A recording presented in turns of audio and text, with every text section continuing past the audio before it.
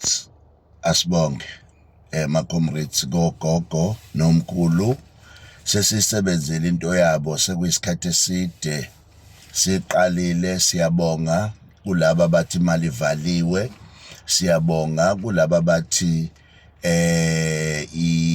imali yabo ebebanjiwe ibuyile. Sine challenge ke kakhulu gogogo laba abaku Cornerstone nogogo abaku ubunye. Sithi kubona ma comrade sisaqhubeka nophenyo lalezi inkampani. I-Cornerstone sesitholile ukuthi khona eStenga, sekusele ukuthi sihambe siye khona eStenga, sihambe nogogo lelist yogogo abakhalayo. Ubunye siyacela labo ukhona ngoba co-officer akho lutho lapha kubunye, asibatholi kuze kube manje. Sesizame siya tracker asibatholi, kodwa ke sesireportile imatter la kufanele sireporte khona. Siyabonga ke lapha ku clientele no One Life, although kukhona ogogo engakalungi izinto zabo, kodwa ke ikhona i-communication between our office no clientele no One Life. Siyacela ukuthi ke whoever osekhaya ohlezi nogogo noma nokhubazekile noma nomkhulu ohola inkamnkam i-grant, please akasithinte, because sifuna ogogo at the end of the day kuphunguka umthwalo wokuthi bayigcine bekhokhela izinto abangazazi. Sikhona ke njenge MK Labour Desk, sizobasiza ogogo without any cent esidinga kubo or any sikweletu esithi abakhokhe emva kwalokho. Sasho ukuthi ogogo sobasiza, and ngihappy ngogogo abafonayo abashoyo ukuthi babuncobo, hayi imali yethu ivaliwe.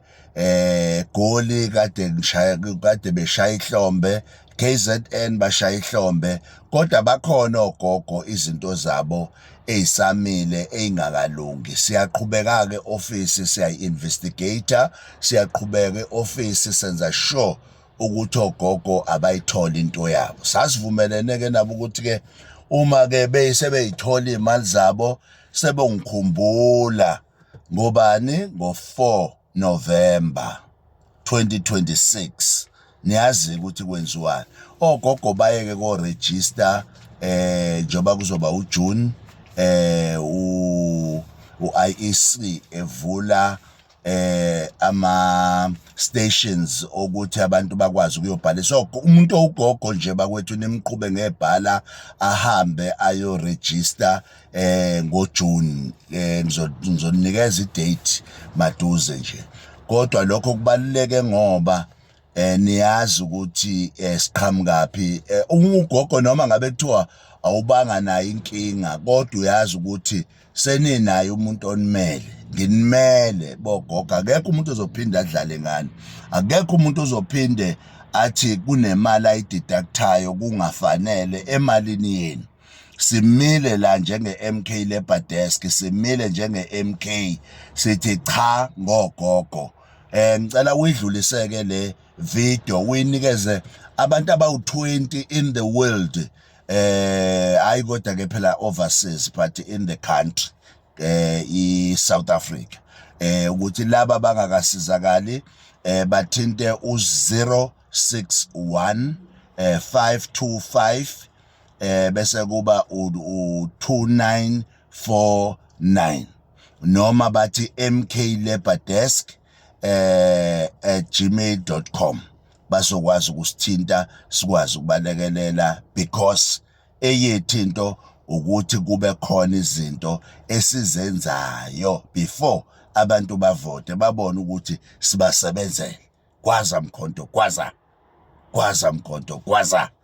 Yeah, sesikhona. Siyaqhubeka ke nayo.